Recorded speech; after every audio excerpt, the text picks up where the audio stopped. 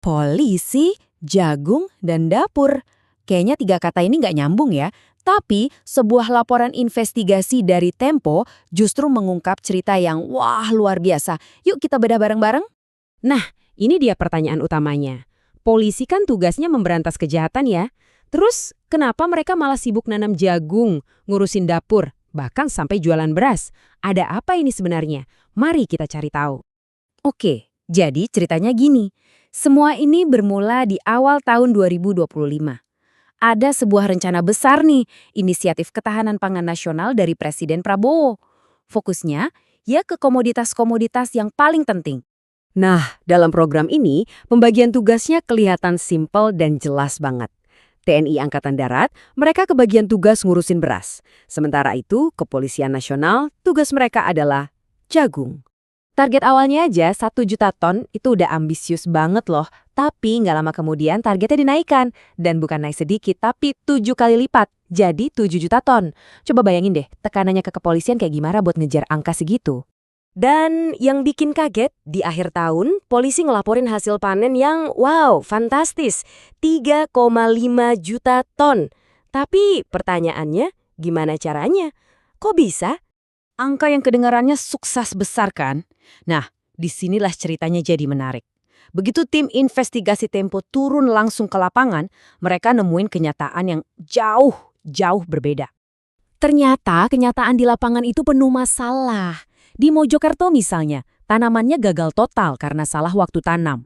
Di Yogyakarta lebih parah lagi, tanamannya di lahan sekolah polisi malah habis dimakan monyet. Sampai di Gorontalo, para petaninya malah nolak pakai benih dari polisi. Jadi ya, di mana-mana banyak yang gagal. Oke, jadi kalau program tanamnya sebagian besar gagal, pertanyaannya jadi makin besar kan? Dari mana coba datangnya 3,5 juta ton jagung yang dilaporkan itu? Pertanyaan tadilah yang membawa kita langsung ke jantung investigasinya. Dari mana angka-angka itu muncul dan gimana caranya polisi bisa memenuhi target yang kelihatannya mustahil itu? Nah, menurut laporan Tempo, ini dia jawabannya. Prosesnya ternyata bukan menanam dari nol. Jadi, langkah pertama, polisi beli jagung yang udah dipanen dari petani lokal. Terus, jagung yang udah ada datanya di Pemda itu dicatat ulang seolah-olah itu hasil panen polisi. Bahkan daerah yang nggak punya jagung pun ikut beli dari daerah lain. Ujung-ujungnya, semua jagung yang dibeli dan dicatat ulang ini dilaporkan secara resmi sebagai panen polisi. Kelihatan kan polanya? Tapi ternyata urusannya nggak berhenti di jagung aja. Keterlibatan polisi di sektor pangan ini makin meluas, sampai jadi semacam operasi logistik raksasa. Kalau mau lihat prioritasnya di mana, contoh ini ngomong banyak banget. Di satu daerah di Moyo Utara, gudang pangan yang baru itu dibangun permanen, megah, nilainya miliaran. Sementara itu, kantor polisinya sendiri cuma kontainer sementara. Ini kan jelas banget ya menunjukkan kemana fokusnya bergeser. Selain gudang, perluasan ini juga masuk ke pengelolaan jaringan dapur yang super luas buat program makan bergizi gratis atau MBG. Bayangin, polisi itu mengawasi lebih dari 1.100 dapur di seluruh Indonesia. Kok bisa sebanyak itu? Ternyata ada pengecualian. Kalau yayasan biasa dibatasi cuma boleh punya 10 dapur, yayasan yang terafiliasi dengan kepolisian dan militer dapat pengecualian.